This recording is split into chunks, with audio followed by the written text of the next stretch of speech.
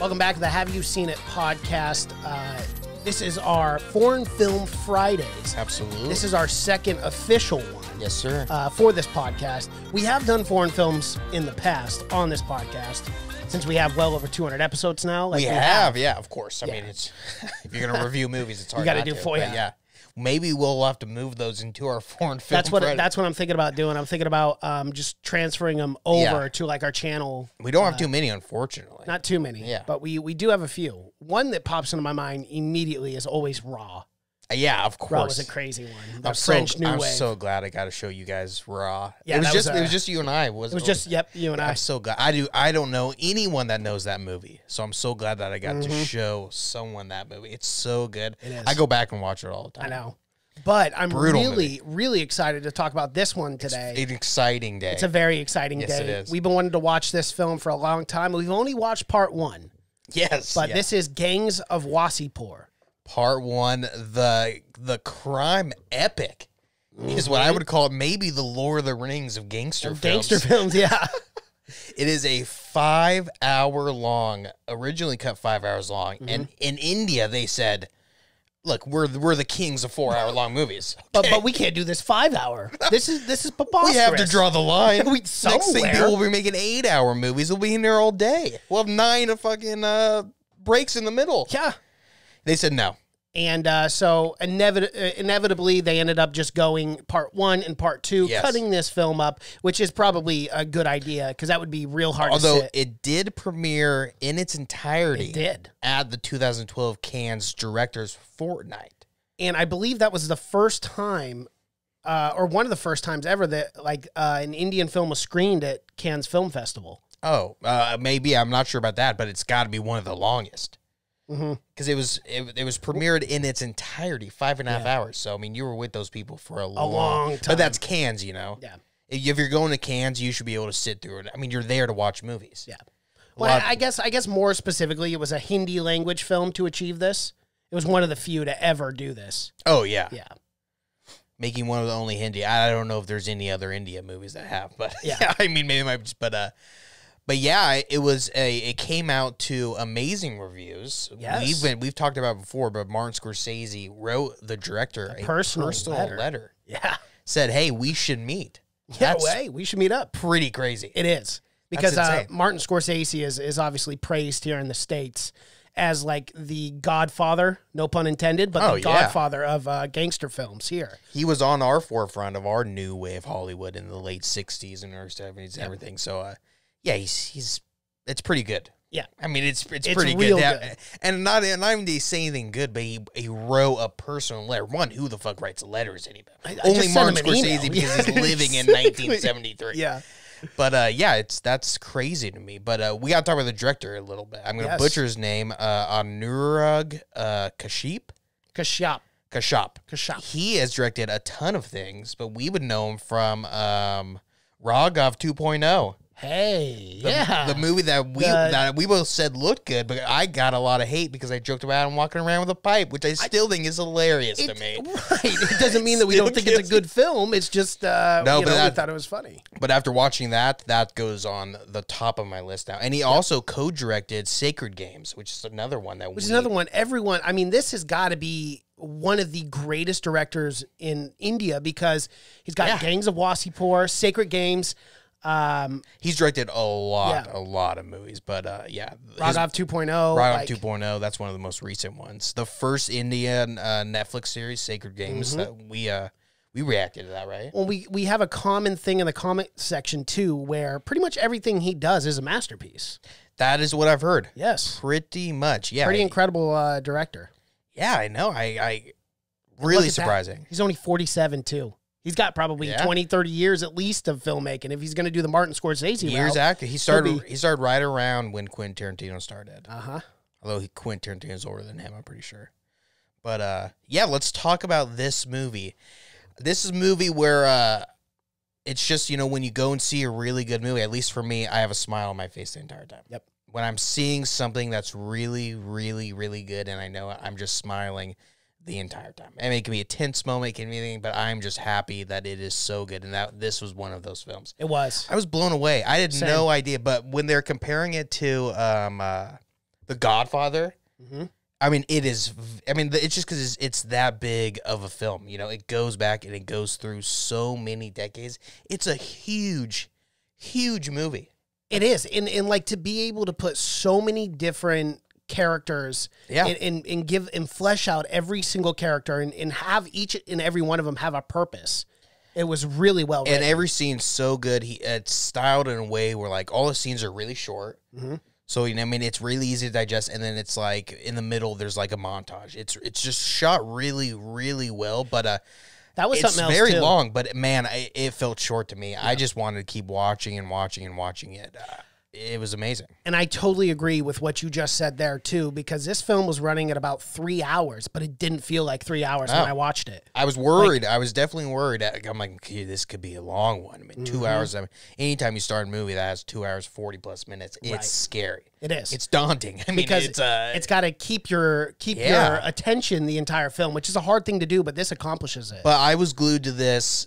I mean, when it wasn't even just the violence, I was stuck with the family drama. I wanted to see more of that. That was fucking insane. It was. But the violence is great, man. And it was funny also. There were scenes when I was laughing.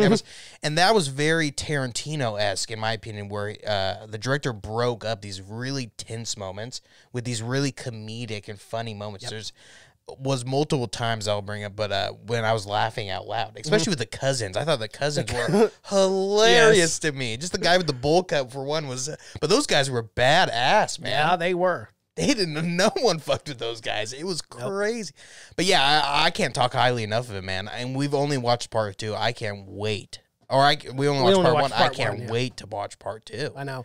I kind of had wished we had watched it both and then did a full review, because this, I mean, we're definitely going to have to come back to part 2. We might have to do part 2 next week. Yeah. And then jump into Ramen Raghav 2.0 or something like that. Yeah, or whatever our next one. But yeah, we're going to have to, because. Or Unhandun. This film is exactly, that's the next one. Yeah, that's on my another list one. For sure, yeah. But yeah, this, I mean, it's something that should be watched. It's so good that I could say it should be watched in its 5-hour entirety. The cinematographer in this too, I did see a lot of like the same things that we see in Scorsese films. Those long, like where they would follow the gangsters down a hallway and stuff. Like, it was really, really well shot. And the editor for this too, it wasn't choppy. It didn't feel like, because I mean, a movie like this, Cash, is so easy to fuck up the editing. In the editing room, because there's so many different decades that you're working with. You're jumping from 1940s to 1970s to the early 1980s, and you're like, okay, you got to make sure that you're on track and you're understanding all of it. And I thought they did a great job of piecing this film together, where like you could understand the storyline pretty easily. Yeah, it's easy for sure in a movie that's this long to get lost and disinterest and whatnot. But I had a really easy job following it along, and it's a simple story, and that's Scorsese too, where it was shot really simple, you know? There was no crazy camera tricks or anything like that, but it was shot in a really real raw way, and it was amazing. But let's just talk about the violence. Completely grounded, never had me second-guessing that wasn't real, but a ton of it, and I fucking loved it. Wasn't overly bloody, wasn't overly gory. But I fucking loved it. There were some great fucking scenes where he's kicking ass, this guy. I know. And I appreciated especially, and this is like what makes it like gritty and real. And we're going to constantly go back to like Scorsese, but that's who we know. Oh, yeah. But I love the stab scenes. Because like that one in particular, that's what I was gonna say, where they're stabbing the guy, he didn't just fall down and die immediately. You know, with the ice pick when he stabbed. You're talking about the scene in. Let's talk about the scene in the alley. Yes, that scene was He's like, "Hey, buddy," he's like, "Hey, fuck off," and then he takes the knife pick and just stabs. That was against the other Muslims, the butchers. Yes, yeah. That scene, I wrote it down. I knew you were gonna bring it up, so I wanted to bring it up too. But that scene is so good, where it feels so real and feels like they just happened to get a camera on it, because the guy runs away and it's so raw, and they're like scrambling to get. Yeah, they're filming it the entire time. It's perfect. And it would have been real easy to just do a lazy type of thing where you're just stabbing him, and then he's like, "Oh, Oh, and then just he falls dies. down, But yeah. that's not realistic. No. You get stabbed with an ice pick, you're going to be in shock. And I felt like the guy actually was. Like, when he got stabbed 3 or 4 times, I'm like, oh my God, is this guy going to run away or what's going on here? And it was so real because, he got stabbed and he started to lose a little momentum. You could see he was tiring out a little. At first, he could fight he had back, and then he couldn't. Yeah. Well, see, that one stab was, what we know from Gangs of New York. It was a kill shot. It was a kill right shot. into the fucking liver, kidney, or whatever. So he's immediately started losing his. But I can't get over. I love that fucking scene. Same. It was so good, and that They're was another chasing scene him down with a car too. And they just murder the guy in broad daylight. That's one thing they did not fucking care. And this was like when I'm watching, I'm like, man, this seems like it's like the 20s. It's long. This is the 80s. Yeah. It's the 80s, man. You're talking like 20, 30 years ago. Yeah, it's crazy. And now the streets are packed, and they're just watching that. I'm not fucking with that guy. But our main character, what's his name? Sardar. Yeah. He does a great fucking job. And again, we keep bringing up Scorsese, but with him shaving his head, that brought me back to Taxi Driver. Yep. For sure. That's the same thing I thought. The De Niro was shaving his head and everything. It had to have been. It had to have been a nod Absolutely. for sure to Taxi Driver. And I love that him shaving his head until he avenged his father. His father, yeah. Shahid. Let's talk about his dad. This guy was a giant. A giant of a man and a badass, too. I thought, at first, because he beats up the muscle man, which was fucking awesome. And this was for people that don't know what a muscle man is, it's a guy who locks you into the coal pit and just beats. If you try to come out early, he just beats the shit out of you and pushes you back in. Well, and it got a good And sense it's a of big that, job. too. It's like you get paid a lot of money to be the muscle man. Yeah. But that first scene of him beating the shit out of the muscle man with a rock after his wife died. Well, because he was working in the mines, and he was like, "You dogs, you better not take a break, or I'll pretty much beat you to a pulp." And he's like, "Hey, I gotta go." Well, my wife's in labor. In labor for 6 hours. And his reply was, "Quit gossiping." I love the line though. He goes, "Yeah, you're in labor too." He goes, Yes. "Finish up." I love that. That was line. a great line. Again, it was great dialogue. Tarantino-esque dialogue. Really quick and smart and funny, but and light too, It was never too heavy, never too dark or anything like that. But when he beats the muscle man, great fucking It's a great scene. A muscle man. I love that. But that's his dad is huge. I mean, no one fucks with him. The part when he's going around tearing down the village and shit like that, burning everything. Well, He's got to be like 6'10". Yeah, he was a big man. He's a foot shorter. He's a foot taller than. And you saw besides that. a muscle man, they're around the same height. Yeah, of course. That guy was like 7 foot. When he eventually came, the muscle man, to the coal mine workers, you could see how he towered over all of them. And I love that scene where he pulls him by the neck, the boy, and just throws him back in to show them. Because he's like, "Brother, aren't you one of us?" And he was like, fuck you. No. I moved up. Get back to work, and he puts on the knife. Yeah. Yep. He goes, all of you, back to work. And but yeah, man, I thought he was going to be the main guy. So did I. And I love that twist, too. Yeah. I love the twist because I did not see it coming at all. I was confused. I actually rewound the movie. Same. Yeah. I'm not kidding. And I was like, hold on, this is not Shahid, is it? Yeah. I was like, there's no way it's him. And then I go back and I'm like, oh, it was him. He died. What the hell? Who's the main character here? And out of nowhere, it was such a quick death. Again, I'm going to keep bringing it up, but it's the biggest compliment. It is the biggest compliment. Tarantino-esque, where anyone can die. The main character immediately. But and I love films like that too because that just piques that's your interest. 45 minutes in, and you're like, well, I've spent so much time with this guy. He can't die at this point. No, we're already invested into him. What are you doing to us? But his dad was a badass. And then his son is the real badass, though, Sardar, because his dad started out robbing trains. Yeah, he did. When just fucking everyone robbed trains, like it was just a normal common thing. Yeah, just another day on the job. Now the other guys were like, "Well, we rob trains." What up? What? He impersonated him, which I thought was hilarious. Yeah, he pretended to be like the big hero. He was like a Muslim hero that robbed these trains constantly. Yep. So he was like, "Fuck yeah, I'll do that too." And then they're like, "Just kick him out." And then he had to go to the coal mines. But right. But we didn't even talk about the opening scene, the shootout, which it never gets to again in the entire movie. It does not. But I guess it gets into it in part two. Well, it has to. It has to at some point. Yeah, because that's present day. It was present day, and that's the only time we go back to present day is at the very start. Yep. Because this movie's so fucking long, it's got a prologue and an epilogue in one part. Now, this was the only thing, and this is, again, a compliment, because this is the only thing I could find wrong, because I like to nitpick sometimes. The only thing I found wrong in the very opening scene, those boys did not reload one time when they were just lighting up that house. And I'm like, okay, I was watching one guy, and specifically, he must have shot 70 rounds before he reloaded. Yeah. It's not a big deal at all, but I did notice that. Well, those AKs, those AKs can hold a lot of rounds. Yeah, they can. You know, like at the fucking banana clips. So yeah, the ones that coming around, yeah.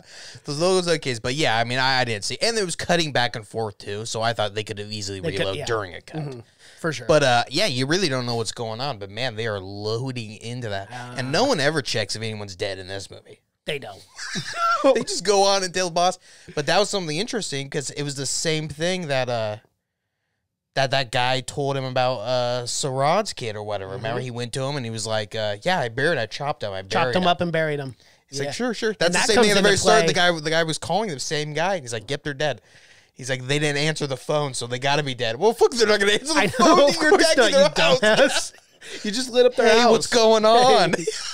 Just wondering. Can you guys get away? Yeah, I mean, what the fuck? He's like, yep, they're gone. They didn't answer. It's all good. But, yeah, that comes into play again. You got to really stare him in the eye. 20, 30 years later, he finally asked him. He goes, "What? Can you just quit lying to me? Just tell me the truth, or I'm going to go out and bury you." He said, go bring me the bones. He was like, oh, about that. He's like, I can't. You know what? I thought for sure he was going to play it off, at least go to the site and just like run off or something like that. But no, he just straight up said, no, I didn't kill him. No. They got away, I guess. I didn't really want. There's no chasing after anyone in this movie. There is not. Once you get away, because I love that scene when they're throwing the bombs, and it's at the very. It's like the montage after they go to. Well, let's talk about the scene when they go to jail. Yes, because I fucking love that scene. Because one, there's great slaps in this movie. There are awesome slaps. Great fucking slaps in this movie, and that is what I'm always looking for. In any India cinema, they know how to slap. They really do. God, but there's got to be like a training to like a perfect slap. Yeah. Oh, it's I don't even know. Do they go open? Like, well, do they open the thumb? I think it's with the hips too. I think it's a you lot gotta of use some hip swing power. The hips. It's same like with a baseball swinging a baseball the hips, bat. absolutely. Yeah, totally. But that scene when Sarad and his cousins go and meet up with what's the main bad guy's name? The main guy. Oh, Ramadir Singh. Ramadir Singh. Remember, they go meet up with his son, JP Singh, because they're just going to buy the land under him. Right. He said, I paid $10. And the guy gets up, and he just slaps the shit out of him like 50 times. Yeah. And the guy's dad's just sitting there. Just letting him slap him. I'm like, what the fuck is going on? Honestly, I thought it was going to be like... But at that point, he had grown a reputation where he was a real fucking... And that's when he finds out, too. It's a great moment in the film when he finds out whose son he is. Yep. Because he's like, oh, fuck, that guy was supposed to be dead. And his dad was a fucking threat. Savage, yeah. Well, and that... I love that scene, too, because he had overheard his father talking about how he was going to rule one day. Yeah, rule over Wasseypur one day, and then boom, they assassinate him. Which I love that, yeah. And I love how they tied in the assassin later on in the film too. The same assassin, unbeknownst to the grandson. Yeah, unbeknownst to him, but he actually killed. It's a great death, too. It is. It is a good death. Shoots him, he goes flying through the door. Yeah, and that was one of my favorite scenes. The guy ripped him off. He did, and I love that. Those little details where he etches an insignia in the guns. Yeah, it was smart because then that guy's been ripping. What he does, he sells these same 6 guns, and then he's working with the cops, and that's why he would sell them underpriced. Because he's not selling them all. He's not selling them. He's like renting them out for like a day, and then he gets them back. Yeah. But I like that too. His son Fazel, who's a wild guy, wild man, ended up having his growth completely stunted because he walked in on his mom and uncle getting a little frisky. That's a tough. All he was trying to do, he was thirsty. He was trying to get some water. Yeah, jeez, that's rough. Just shows you the damage. Seeing things like that as a kid does to you. Well, and he did become a stoner soon after that. He did, smoking that, it's called something, but that old pipe, that big long, like, I was going to say, he turned into a stoner, smoking a lot of weed. And he goes to jail for months. Yeah. And they don't get him out or anything. But that's something I loved about the main character is he wasn't perfect at all. You know, he's very Tony Montana-esque. One very promiscuous. He's an anti-hero. Too. Yeah, he is. He fucks everything everyone. that moves. And that is what this movie, maybe the underlying theme, is this guy fucks everything. And, for one, we got to talk about the score was amazing. They used a ton. Incredible. I'm glad you brought it up. A ton of Indian folk songs. But what I learned about Indian folk songs is they're all about fucking. And they're dirty. They're super dirty, man. Yeah. I was cracking up because you obviously watch with the subtitles. Of course. Yeah. And when they play the music, they play the subtitles. And I was thinking, they're what? like, it's all about like, fuck you till you scream. And stuff like that. These are traditional Indian. I got to tell you something so funny. My girlfriend was coming in and out of the room as I'm watching this. And one of the songs came on as she's reading the subtitles. And she goes, is that a for real thing? Like, is that a song? And I'm dying laughing. The songs were great. And they were awesome. You would never know. No. I mean, obviously not by knowing the language, but you never know that they were one of the dirtiest songs you've ever heard in your life. I know, which to me was surprising. I didn't think it would get that vulgar and that like, I think it just added on. It was awesome. I think it just added on to the comedy element, in my mind at least, because all those songs were about fucking. Well, and it tied so well to the lead here, Sardar. Yeah. So well, because that was his life. Oh yeah, you know where he was so promiscuous. He was sleeping with multiple women. His wife originally Nagma agreed that he could have a mistress because she was constantly pregnant. Yeah, which is a wild hall pass. Oh, it's a wild hall pass. But then he goes out. That's not good enough for him, and he ends up getting a second wife, Durga. Immediately, she gets pregnant, and she gets pregnant. I'm like, dude, this then guy. He goes back to the first wife. And she's pregnant again. And he's like, and he gets mad at her. Yeah. Remember that? He's like, what are you doing this on purpose? And she's like, God didn't come down and fuck me. Okay. Like, I love that. I love that she said that too. That was funny. But it's like, dude, your pullout game's weak. Horrible, man. You got to work on that. You don't got to be a genius to connect to understand. He's blaming everyone else. Like, come on, man. Come on, Sadar. Yeah. If you're literally let's be honest. This guy is shooting straight bullets. He is. He never had a problem with the fertilization. You bump into this guy and you might be pregnant. You could be. On the street, you might hit him, and then you 9 months later, you got a little Sadar coming. Yeah. Because this guy is fucking fertile as they come, my God. But yeah, because before that, I love the prison scene when they're in the prison and they're singing and everything. It's so cool. Yep. When he's building the bombs and that little guy's dancing the whole time. It's awesome.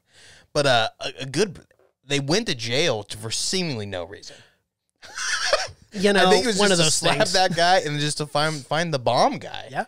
But they start bombing everyone after that. Do. No one can really stop the bombs. No. I think going around on fucking little mopeds, and they're Qureshi just throwing bombs out. Those Qureshi people are bad. They are. Bad news. They're fucking gang raping half the goddamn town. Yeah, Remember, they're abducting women because they weren't part of a Muslim or whatever. Right. And they're raping them. So then they call Sadar and they're like, Sadar, we wouldn't go to you unless we knew. Unless we knew you were going to do something about it. And sure enough, he does. And I love that scene. That was a gruesome scene where they end up capturing the last two guys. They drag the guy that raped him. Raped the woman. They drag the one guy into the hall and start chopping him up with that fucking meat cleaver. And then bring the second guy out. Right before that is the funniest scene when he's kicking the door. I laughed so hard at the scene. He goes, hold on. He goes, it's the wrong way. It opens out. He goes, okay, thanks. And he just rushes in. That scene was hilarious. I laughed out loud. There's many scenes like that sprinkled through where you're just like, wait, what the fuck? And then they go and chop up a guy. Right. But again, it's Tarrant. It's very... But that scene it's is even so where he's out there for like a minute and a half kicking that door. Well, it's just really good writing. Very real, you know? It is. Because it reminded me in a sense of like De Niro and Pesci, too. Where it's like there were funny moments between them. Or it gives you the feeling like, oh, these are just regular guys. Yeah. They're not superheroes or anything. No, they're just normal. They just have the balls to kill anyone where no one else... I mean, imagine just wanting something, so you just go and kill someone immediately. Right. Like, man, that's a kind nice of the car. life they're living. Oh, absolutely. I mean, he wasn't doing anything fucking. He wasn't. It's, again, they remind me of Scarface, Tony Montana, where he just started going and killing everyone. Where it's like, this is the easiest way. You don't got to trick him and get him arrested or anything. Just start killing him. That's how it is. But that's what he does. And it's, I don't know, it makes him, it makes Sardar likable, I guess. Because, you know, he's funny. He never knows what he's going to do. He's not a maniacal genius or whatever. He just kills the right people. Yep. Then he knows what to do, you know? I also love the scene with Sardar when Tripathi is the actor. And I swear, dude, this has got to be the Robert De Niro of gangster films. He's in everything, I guess. India, because, he's in Sacred Games. He's in Mirzapur. Yeah. As, ironically enough, Tripathi in that, too. That's his actual last name. But he's in everything. But I love the assassination of trying to kill Sardar. And his son gets shot, but just gets grazed, right? And this was another funny scene where he freaks out, and the son's literally like, "No, I can walk. I'm fine." Yeah, he's like, "Don't let him walk. Don't let him walk. Pick him up." They're grabbing him, and he's like, "No, I'm fine. Really, I'm okay." And then the doctor, and then the lights go out, and that was so funny to me. He's like, "No, you better start working." He goes, "We can't do anything. It's completely dark. It's actually more of a risk." Better not make a mistake then. It's like more of a risk to do it in the dark. That's what the doctor. That was funny though, but it was really, it felt really real to me because it didn't feel like to me like he was scared of his son dying, but he was scared of what his wife would do to him if his son died. Yep. That's the thing, and that's another thing is all the relationships in this movie felt very real to me. Very, very real. He was a horrible dad. He didn't know what's his name until he was What, Danish Khan. Oh, Danish Khan. Yeah, he didn't know him. That was the guy who got shot. He didn't know him till he was later, but I mean, he still loved him or whatever. Well, and it showed that so many times too, where Sardar was just a terrible father. He would show up, give him some money, and leave. Yeah. You know, like he wasn't a to the point where the bad father. guy paid his wife Nagma. Yeah. Which no wonder they call her Nagma. She's fucking nagging him the whole time. Understandably, though, I mean, Sardar's kind of a piece of shit when it comes to being a husband. Well, it ends up biting him in the ass in the end. It does. When because another great thing that this movie has is treachery and backstabbing, and there's so many twists and turns. There are. Where he's this kind of guy where he had to go and kill so many people that pretty much no one actually likes him, except for the cousins, I have to say. The cousins seem to be 100% with him. 100% These guys are just as fucking... I love the scene when one of the cousins throws the bomb and it doesn't blow up. And the powder gets... And the guy's like, what the... And then all the guys are chasing him and he's jumping on top of things. Trying to get... And they all got knives and they're poking at him. But the cousins, man, are bad ass. They are. The scene when they're in the Jeep... Because remember, the cousins work for the main bad guy at the start. Mm-hmm. And they get him to, they give him a Jeep or whatever, and they immediately start going around stealing gas off of everyone and selling it on the black market. And they just steal the Jeep. They never come back. And then they start robbing gas stations on the way. That's how they get their start. You got to start somewhere. They're bad. Yeah, again, man, just badasses. They just took what they wanted. That's what you got to do in this world. It's what you got to do. But yeah. Something else I noticed, and maybe someone can kind of comment on this, was there seemed to be a financial part of the marriages too, where it seemed to be like they would pay the father of the daughter as well with the marriage. Yeah, that's kind of what I saw, and I didn't really know much about that. And I thought that's what culturally. I thought that's what happened when they killed the one guy, chopped him up for raping. I'm pretty sure they made that guy go and marry the girl. Yeah, because he was the last guy. Yeah. Which, for sure. But yeah, absolutely. It's like a partnership. Like once because then you can't go and kill this guy's in your family now. Right. And then it's not dishonoring or not as dishonoring to the woman because that ended up being her husband and all the other guys I think are at dead. this time in this world, if you're a woman and you get raped, you're kind of like, I don't think anyone wants her anymore. Yeah. It's shitty to say. So now, sad. So they would make the rapist, which sucks for the woman. So yeah, that's actually even worse. It's horrible. Much worse. It's much worse. Yeah, I know everyone's feeling bad for the guy here, but for the woman, that's got to be the worst thing ever. And I love when they're talking to him, the guys were like, "We were so drunk and so horny, we had to grab her." Like, it's not going to be enough for Sardar. I hope you enjoyed it because now you're dead. Yeah. You got what you deserve, pal. Brutal. But yeah, and then they end up Danish or whatever ends up marrying the the Sultan's sister. Because remember, he's pissed about that. They lock him in the room while it's happening. Yeah. Which that guy, at first, he was a badass. But then he just becomes kind of a sniveling little shit for sure. He does. And he ends up getting the best of our Sardar at the end. This fucking guy. Should we just talk about the ending? Yeah, let's talk about the ending. Shot beautifully. Yes. The very end when the sun's right there and he's looking up at him and he's kind of stumbling around. And he's just confused. Exactly. Completely and utterly confused. Yeah. He doesn't even know what happened. So he's ambushed, like you said, in a very sunny fashion. As Godfather is exactly what came up to me when I saw this scene. It wasn't at the toll booth. It was not. It was at a gas station. Very similar. But it reminded me because they lit up the car the same way that Sonny got lit up in Godfather. Oh yeah. You know, it was as you said, just so well shot. So well shot, so realistic too that they made sure to get in there and shoot him. Yes. Because you gotta fucking shoot this guy and you gotta make sure he's dead because this guy's so goddamn tough. Yep. That he's gonna come back no matter what. So but it was him and it was the Sultan. Those guys showed up on fucking mopeds. Yep. Typical ambush, jumped the guy, shot into the car. He still, to everyone's surprise, got out.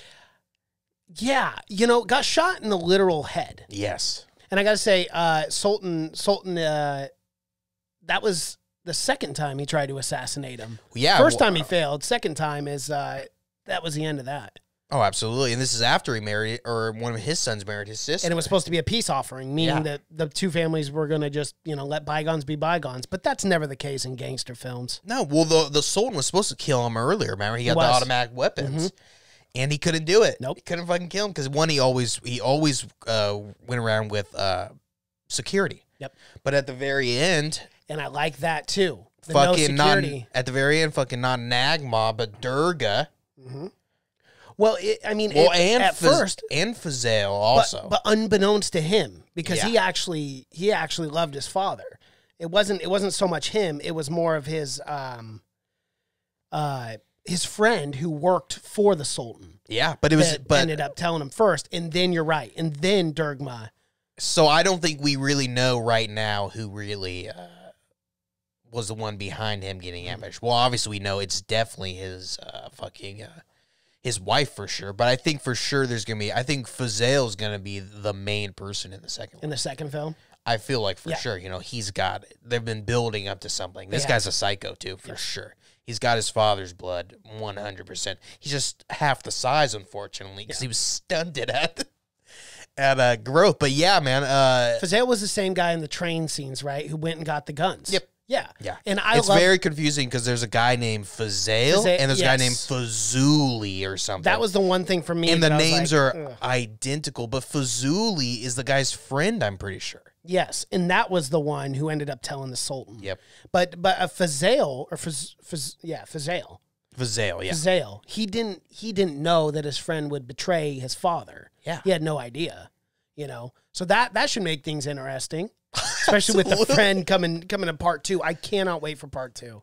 Either can I, because my only opinion is fucking Sadir should have worked a little faster in reclaiming his father's name or whatever. He seemed to really be enjoying himself on the come up. I feel like he might have got lost on the way because he was really expanding the empire where he could have killed that guy many times. Yes. But I'm guessing the whole thing is he didn't just want to kill him. He wanted to take his entire business from him or whatever.